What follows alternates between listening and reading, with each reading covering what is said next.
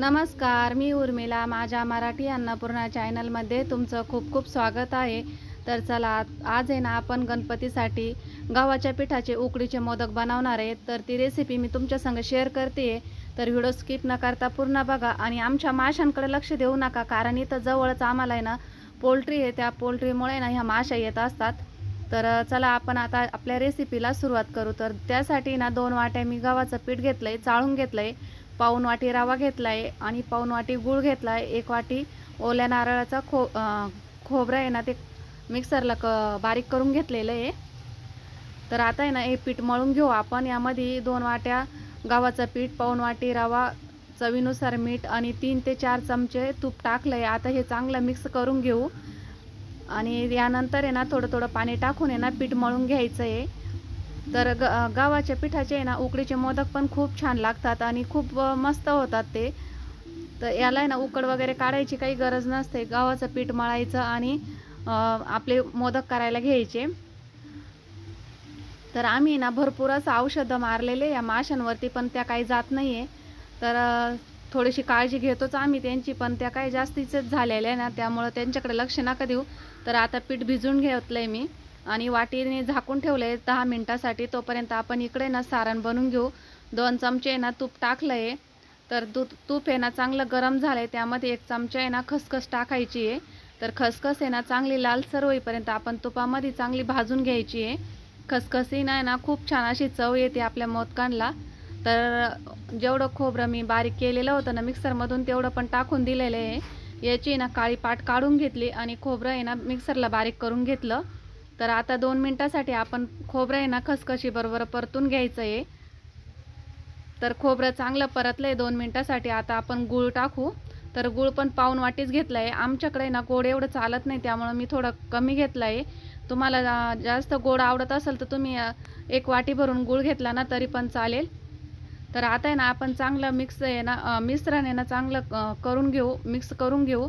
त्यानंतर आहे ना गूळ थोडं पाणी सोडतं ना, तर हे बघा अशा पद्धतीचं. तर कोरडं होईपर्यंत आपल्याला हे मिश्रण आहे ना परतवत राहायचं आहे. तर खाली ना डागायची शक्यता असते, त्यामुळे ना सतत हलवत राहायचं आहे. आणि आपलं सारण कसं झालं ओळखायचं ना, तर आपले कढईतून आहे ना सारण मोकळं व्हायला लागतं. तर बघा अशा पद्धतीने सारण सुटायला लागतं. तर आपलं सारण झालं आहे असं आपण समजून घ्यायचं. तरी पण मी 2 मिनटासाठी परतून घेते आणि एका वाटीमध्ये ना हे सर्व सारण काढून घेते आणि हीच कढईमध्ये ना पाणी गरम करायला ठेवते आहे. धुवून घ्यायची कढई आणि ह्याच कढईमध्ये ना पाणी गरम करायला ठेवते आपल्याला मोदक उकडण्यासाठी. तर बघा सर्व सारण आहे ना मी एका वाटीमध्ये काढून घेतलं. आता कढई धुवून घेते आणि याच कढईमध्ये पाणी गरम करायला ठेवलं आहे. 1 तांब्या भरून पाणी टाकलं आहे. पाणी गरम होत आहे ना तोपर्यंत मी इकडं मोदक करून घेते आहे. तर बघा छोटासा उंडा काढून घ्यायचा आहे आणि गोल पारी करून घ्यायची आपल्याला. तर बघा अशा पद्धतीने ना आपण पारी करून घ्यायची आहे. थोडीशी पातळ पारी करायची, जास्त जाड नाही करायची. आणि सारण पण मी ना वाटीखाली झाकून ठेवलेलं आहे माशांमुळं. तर बघा ह्या अशा पद्धतीने ना पारी बनवून घ्यायची आपण. आणि साईडला आहे ना आपण कळ्या पाडून घ्यायच्या आहे पारी झाल्यानंतर. मस्त अशी पातळ पारी बनवून घ्यायची आहे. पातळ पारी झाली का आपला मोदक पण पटकन शिजतो. तर हे बघा अशा पद्धतीने आणि चिमटीने धरून येण्या खालपर्यंत आपल्याला आहे ना कळ्या करून घ्यायच्या आहे. तर गव्हाच्या पिठाच्या ना कळ्या करायला खूप सोप्या असतात, कारण हे पीठ आहे ना थोडं चिवट असतं ना त्यामुळं. तर बघा अशा पद्धतीने ना सर्व कळ्या आहे ना मी करून घेते आहे आणि त्यानंतर मग यामध्ये सारण घालून आहे ना आपला मोदक तयार करून घ्यायचा. बघा अशा पद्धतीने. तर आता गणपती बाप्पा आले आपल्या इकडं, त्यामुळं दरवेळेस नवीन नवीन पद्धतीचे मोदक गणपती बाप्पाला प्रसाद म्हणून द्यायला खूप छान आहे. नक्की हे मोदक आहे ना करून बघा तुम्ही. तर बघा आता मी सारण घातलं आहे. आता आपला मोदक आहे ना बंद करून घेते. सारण आहे ना थोडंसं दाबून घ्यायचं. तर बघा अशा पद्धतीने ना आपलं सारण घालून आहे ना मोदक तयार झाला आहे. तर बघा कळ्या पण किती छान पडल्या ना मोदकाला. माझ्या हाताचं पण लागलं आहे. तर अशाच पद्धतीने मी आता सर्व मोदक बनवून घेणार आहे. तर बघा मस्त असा मोदक तयार झाला आहे. तर बघा इथं सर्व असे मोदक बनवून घेतले मी आणि केळीचं पान घेतलं आहे चाळणीवरती. तुम्ही केळीचं नसेल तर हळदीचं पान घेऊ शकतात आणि तेही नसेल ना तर सफेद कलरचा कपडा घ्यायचा आहे ओला करून आणि तो ठेवायचा आहे. त्याच्यावरती पण मोदक उकडले जातात छान. तर आता आहे ना हे मोदक 10 मिनिटासाठी उकडून घेऊ आपण. तर बघा 10 मिनिटं झाली आहे. आता आपण आहे ना आपले मोदक कसे उकडले ते बघू. पण झाकण काढताना आहे ना पटकन झाकण काढायचं, त्याच्यावरचं पाणी ना मोदकावर पडू द्यायचं नाही.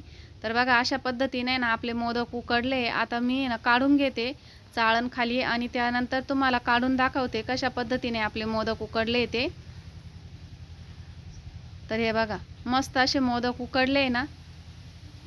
हे बघा किती छान असे मोदक उकडले आपले. तर मी संध्याकाळी केले ना हे मोदक, त्यामुळे थोडंसं लाईटचा प्रॉब्लेम होता. तर बघा अशा पद्धतीने ना आपले मोदक तयार झाले. आता आपण आहे ना काढून गणपती बाप्पाला नैवेद्य देऊ.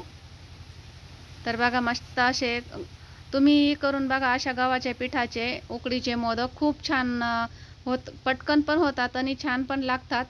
आणि गणपती बाप्पाला दरवेळेस नवीन नवीन काहीतरी खूप भारी वाटतं प्रसाद करायला पण गणपती बाप्पा आल्यानंतर. तर चला व्हिडिओची एंड इथंच करते. कशी वाटली तुम्हाला ही रेसिपी नक्की कमेंट करून सांगा आणि नक्की ट्राय करून बघा, तुम्हालाही जमतील अशा पद्धतीचे हे मोदक.